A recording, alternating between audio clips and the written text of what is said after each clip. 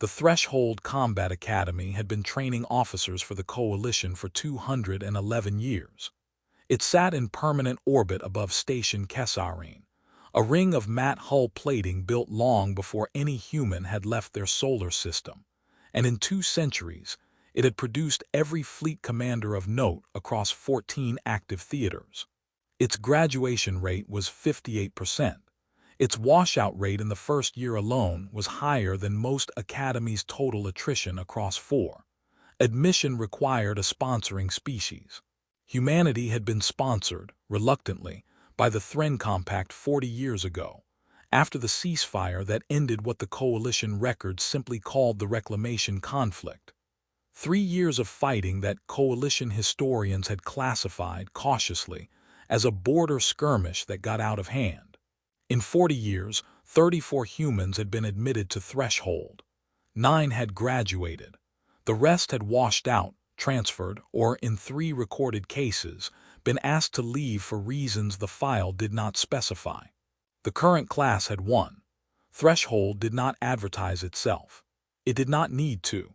Alumni held command positions in every active fleet theater the Coalition maintained, and its entrance exams were proctored in person, on station, because too many sponsoring species had been caught trying to inflate a candidate's scores by remote submission. Sponsorship itself was not a formality. For a species to sponsor, a candidate meant staking diplomatic capital on that candidate's performance. A bad class meant a bad decade of negotiating leverage. The Thren Compact's sponsorship of humanity had cost them more of that capital than any other sponsorship arrangement in the Academy's records, and it had been renewed only once, on terms considerably stricter than the original. His name was in the roster under a designation that made the admissions clerk file 3 separate verification requests before processing was allowed to continue, because the file, on first read, did not make sense. Nobody had told him that yet. Mercer Voss was 19 years old, from a reclamation settlement listed only by its grid coordinates, because the Coalition star charts predated the name humans had given it. His admissions file had been read 4 times by the officer processing it, twice on arrival, twice more after a superior asked to see it personally. Because the first read produced a service record that did not align with a candidate who had, according to every other line in the document, spent his childhood in a settlement with no formal military infrastructure at all. The verification came back confirmed on all 4 reads. Voss had not mentioned any of it. He had arrived at Kesarine on the same transport as everyone else, found his assigned quarters, unpacked a duffel bag and one object that did not appear on any standard equipment manifest: a signal knife, the kind issued to frontier scouts for cutting emergency beacon cable, its handle worn down past the manufacturer's stamp, and reported to orientation on time. He asked no questions that were not procedural. He answered no questions that were not asked. His eyes did not change based on what was happening around him. They changed based on what he was thinking, which was rarely the same thing. By the 3rd week, the social hierarchy of the cadet wing had settled the way it always did, around whoever was hardest to beat in the simulators. That cadet was Iliren Vaskar, 3rd year, Thren by birth, ranked first in tactical assessment for 6 consecutive terms. Vaskar's family had sponsored 2 fleet commanders in the last century. Vaskar carried that the way certain cadets carry rank they were born into rather than earned, not cruelly, but as a settled fact of the world, the same way gravity was a settled fact. The seminar was on asymmetric engagement doctrine, the kind of open discussion format Instructor Commander Reyes Oduya ran twice a term, where cadets were expected to speak freely and argue positions. Voss sat where he always sat, near the back, taking notes in handwriting nobody else on the station used anymore. 2 other cadets spoke before Vaskar did, working through the assigned case study, a coalition fleet action from a century back textbook doctrine, nothing controversial. Voss answered once, when asked directly about the logistics angle, in 3 sentences that were correct and unremarkable, and then went quiet again. It was the kind of seminar that produced no memorable moments, the kind that filled a training block without anyone particularly noticing it happen. Then the discussion turned, as Oduya had steered it to, toward asymmetric engagement, smaller forces against larger ones, doctrine written for the side that couldn't win a fair fight and had to make the fight unfair on purpose.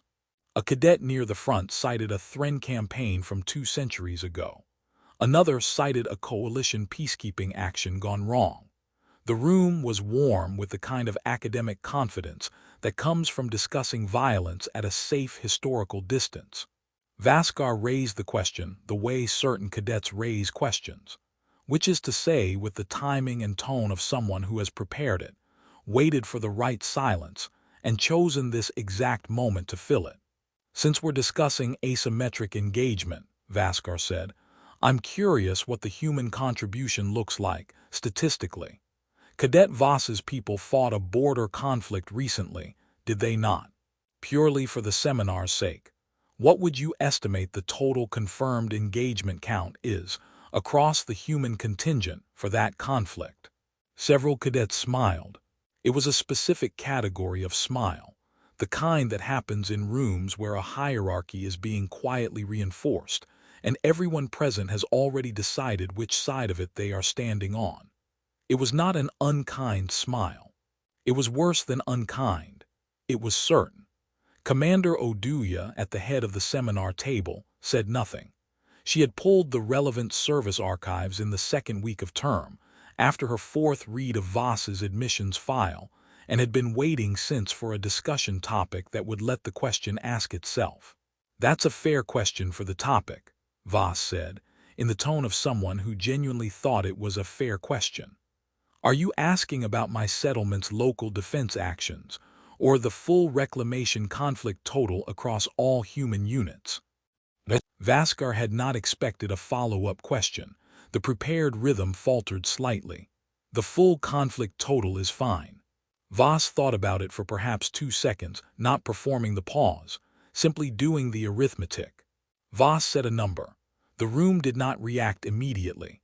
Numbers take a moment to become real. Then it did. The smile stopped the way a wave stops, the ones closest to Vaskar first, then spreading outward toward the back of the room until the only person still smiling was Vaskar, and then Vaskar wasn't either. That can't be verified, Vaskar said, not hostile, recalculating. It's verified, Oduya said. It was the first thing she had said in 11 minutes. I pulled the archive after reading Cadet Voss's admissions file. I was waiting for the right discussion topic to bring it up properly, rather than out of context. Since we're on the topic, let's use it. She opened the display at the front of the seminar room. What came up was not a simulation. Coalition tactical simulators rendered clean, geometric, deliberately non-graphic training material designed to teach doctrine without dwelling on cost. This was not that. This was documentary gun cam footage, time-stamped, chain of custody logged, pulled directly from the Reclamation Conflict archive that the coalition itself had classified and largely forgotten about because it had ended in a ceasefire nobody expected to matter later. The first case study was a settlement defense action. 11 human colonists, 4 working rifles between them, holding a supply corridor against a raiding column for 6 hours until reinforcement arrived. The footage showed no heroics. It showed exhaustion, rationed ammunition, and a decision tree that had clearly been made by people who understood they could not win a fair fight and had therefore declined to fight one. Voss's settlement, Oduya said, he was 14. The second case study was a boarding action on a captured supply vessel. Footage recovered from the vessel's own internal recorders. 3 humans against a boarding party more than double their number. Fought not with superior weapons, but with a knowledge of the ship's internal layout that suggested weeks of prior reconnaissance, rather than luck. The third case study was a rescue operation. Not a battle at all. A downed transport crew stranded in hostile territory for 9 days. recovered not by force, but by two humans walking 11 kilometers through contested ground at night, on foot, because every vehicle capable of the trip had already been destroyed. The footage showed no combat. It showed two people carrying a third between them for the last 3 kilometers, moving at a pace that suggested they had planned exactly how long their reserves would last, and had not deviated from that plan by more than a few minutes in either direction. Nobody authorized that extraction, Oduya said. It wasn't a mission. It was a decision two people made because command couldn't reach them, and they didn't see a reason to wait for permission that wasn't coming. By the fourth case study, nobody in the room was smiling. The fifth was a siege, 18 days, a fortified position with dwindling supplies, an attacking force that outnumbered the defenders by a margin the Academy's own doctrine would have called unsurvivable. The footage compressed 18 days into 4 minutes of key moments, rationing decisions, a night the perimeter nearly failed, a morning the relief force finally arrived to find the position still, improbably held. Oduya paused the footage on a single frame, not of combat, but of the defenders standing exactly where they had been ordered to stand, on day 18, having never once broken formation. The interesting thing about this one, she said, isn't that they held. It's that command genuinely expected them not to and planned the relief force's timeline around that expectation. The humans weren't told that. They held anyway. By the sixth, cadets who had said nothing in the seminar all term were leaning forward. The seventh case study was quieter than the rest. A field medical station, understaffed, running for 6 weeks under intermittent fire, treating combatants from both sides without distinction once they came through the door. No weapons were fired in the footage at all. It was, in its way, the most unsettling of the set, because it demonstrated a form of discipline the room had not been expecting to see paired with everything that came before it. I include this one, Oduya said, because the assumption in this room before today was a simple one. I'd like everyone to notice it was wrong in more than one direction. By the eighth, a night engagement against a numerically superior force, ending not in retreat but in the systematic, unhurried disabling of an enemy's entire logistics train over the course of 11 days, one supply cache at a time, without a single confirmed human casualty. Vaskar was not watching with the expression of someone being proven wrong. Vaskar was watching with the expression of someone doing a calculation that was going to take considerably longer than the remainder of the term to finish. The ninth case study, Oduya did not narrate at all. She let it run in silence, and the room stayed silent with it, because by that point silence had become the only appropriate response left available. Voss did not speak during any of it. He watched the footage the way he watched everything, steadily, without performance, the way a person watches whether they already lived through once. "The number I gave," Voss said, once the footage ended and the room turned toward him as if surprised to remember he could still speak, "was the confirmed total. There's a second number, for actions that were reported but never formally verified by coalition observers, because there weren't any coalition observers present for most of the conflict. That number is higher. I didn't include it because you asked for confirmed. Nobody asked what the second number was." Vaskar stood when the seminar ended, gathered a data slate, and stopped at the door rather than walking straight through it. "The confirmed number and the unconfirmed number," Vaskar said, not quite turning around, "are different by a wide margin. That's an update to my framework. I'd like to review the full archive if it's accessible." "It's accessible," Oduya said. "I'll flag it for you." Vaskar left without another word, not humiliated, recalibrated. The door closed behind them the way it closed behind every other cadet, which was, in its own way, the point. Voss packed his notes into his bag, picked up the worn signal knife from where it sat beside his data pad, the same knife that had cut beacon cable on a settlement grid with no name on any coalition star chart, and turned to leave. "Cadet Voss," Oduya said, "a moment." He stopped, You could have told the room the second number, she said, the unverified total. They asked for confirmed, Voss said. I gave them confirmed. Oduya studied him for a moment with the particular neutrality of a good instructor, the kind that gives away nothing in a room full of students, and considerably more once the room has emptied.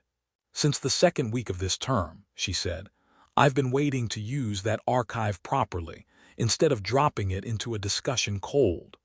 I wanted a moment where the room would actually understand what it was looking at, rather than just see numbers on a screen. Today did that. You planned this. I prepared for it, she said. The seminar did the rest on its own. Was that the point, Voss said, making them uncomfortable? No, Oduya said. The point was making them accurate.